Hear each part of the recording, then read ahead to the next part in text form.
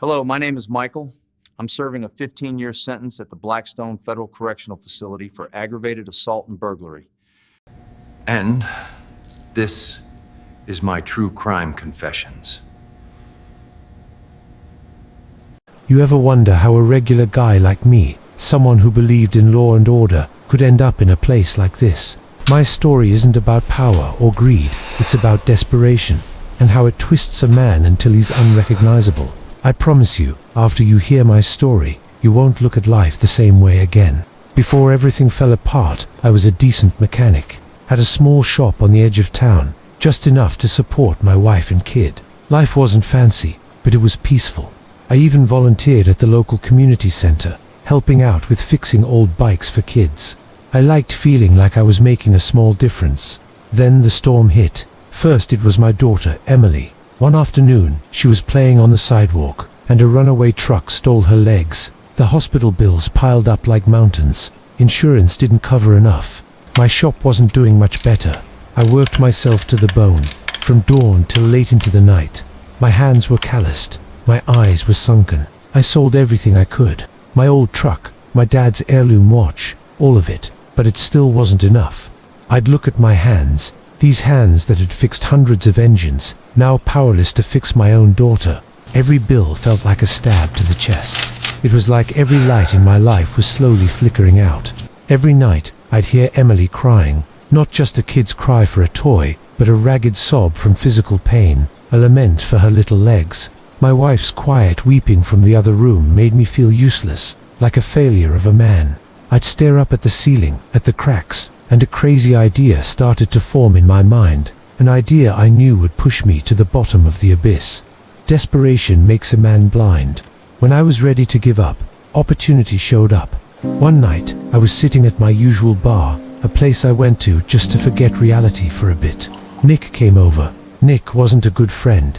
He always had shifty eyes and a half smile full of schemes. But that night, he became the only light in my darkness. Nick said he had a plan to solve all my problems. He talked about an old antique shop in the suburbs, where the owner supposedly kept a lot of cash and valuable jewelry. He painted a beautiful picture. Enough money for Emily's surgery. Enough to get my family out of debt. He said, "Michael, this is your last chance. Just one night, and everything will be okay." I fought it. My conscience screamed, "No, you're not a thief. You're an honest man." But the devil's whisper said, "Do it. For your daughter. This is the only way." I looked deep into my soul, where the principles ingrained since childhood resided. I thought of Emily, thought of my wife. How could I do this? I'm a father, a husband. But then, the image of my daughter in her hospital bed, her weak whimpers, came back to me. The doctor's words, "Not much time left without surgery," echoed in my ears. Logic was suffocated by fear. I thought, just this once for my daughter. The next few days were a nightmare. Nick kept calling, pressing. He laid out a detailed, meticulous plan. He studied maps of the area, the shop's opening and closing hours, even the old owner's habits. He instructed me on how to disable the security cameras, how to approach the back entrance, how to find the safe. I sat there, with a piece of paper and a pencil, writing down every detail, like a student taking a final exam. The more I wrote, the more chills I felt. My hands would tremble just holding the pen. I wasn't a thief. I'd never done anything illegal. He handed me a crowbar for the back door, he said, and if anyone's inside, my stomach dropped. I stared at the cold metal. My brain screamed at me to run, but the image of Emily's fading light in her eyes kept pulling me back. I tossed and turned, unable to sleep. Every night, I imagined myself breaking in, the sound of breaking glass, the wail of sirens. I looked in the mirror, barely recognizing myself. My eyes were sunken, my face pale. At one point, I wanted to call Nick and tell him I couldn't do it. But then, Emily's image would appear, with her big, innocent eyes. I thought about her future, about how she'd never be able to run and play again without the money. The fear of losing my daughter overshadowed all morals, all reason. It extinguished the last flicker of decency within me. We set the date. A weekend night, when the whole neighborhood would be asleep. That night, the rain started to fall again, and I knew it would be a night of judgment. That night, the air was thick with dread.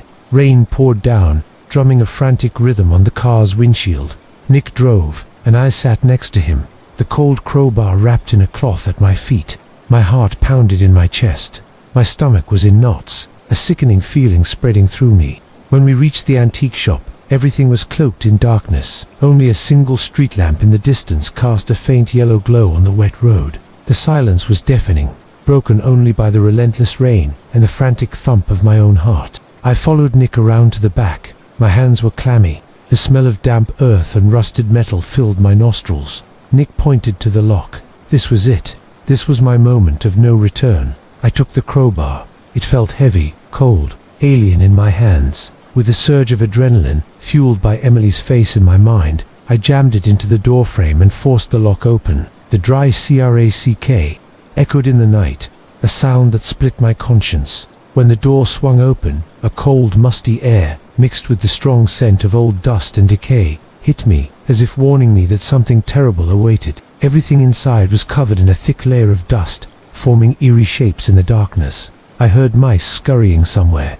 We fumbled in the dark, using only a weak flashlight beam. Then, Nick gasped. He'd found the safe. I stood there, my heart feeling like it would burst from my chest. I heard Nick fumbling with the lock. Suddenly, a sound, a very faint sound, from deeper inside the shop. I spun around. A flashlight beam flared, shining directly into my face. A horrified gasp escaped my throat. A terrified scream echoed. Time seemed to stop. Everything happened so fast. Screaming, crashing sounds, the blare of police sirens. I panicked. I saw a figure lunging towards us in the darkness. My body froze. I heard Nick yell, saw him push me back. Bright flashlights shone directly into my eyes. And then I heard the megaphone. Freeze. Hands up. You're under arrest. I collapsed. My knees hit the cold, wet floor. I couldn't hear the rain anymore, or the sirens. All sounds vanished. Only the sound of my heart shattering remained, as I realized I had lost everything. The light I was chasing had just turned into blinding darkness. Prison. It's another world. A world without light, without hope. Every day is just a repeat of the one before. Shouting, yelling, arguments. The smell of damp, bleach, sweat. I lie on my hard cot, staring up at the cobwebbed ceiling, and think of Emily, of my wife. Regret gnaws at me every single day. The worst part isn't the physical hardship, it's the loneliness. You're among hundreds of people, yet you feel more alone than ever. Every night, I hug my pillow, silent tears streaming down my face. The fear isn't of the tough guys in here, but the fear of being forgotten, of Emily not recognizing me when I get out. I hoped Nick would help me. We were friends. I thought he'd do something. But when I finally got in touch with my lawyer, he told me news that made me feel dead inside. Nick, he was released. He cut a deal with the prosecutor, named me as the mastermind, in exchange for a much lighter sentence, or even freedom. He walked free after just a few months. Not only that, he was hailed as a key witness, someone who cooperated with the authorities. Meanwhile, I, Michael, was branded the brutal mastermind, and given a 15-year sentence. Everything collapsed. I trusted a betrayer, and paid for it with my entire life. He didn't just walk free. He twisted the knife, making sure I carried the heaviest burden.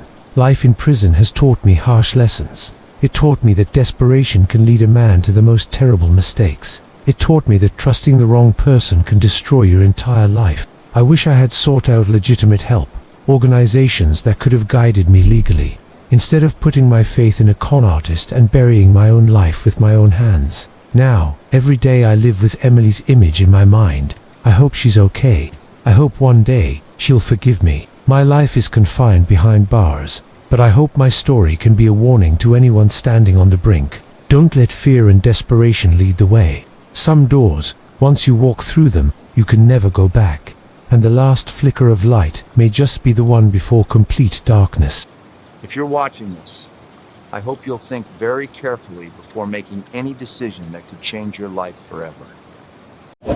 If you like our confession, please like and subscribe to hear more of our stories.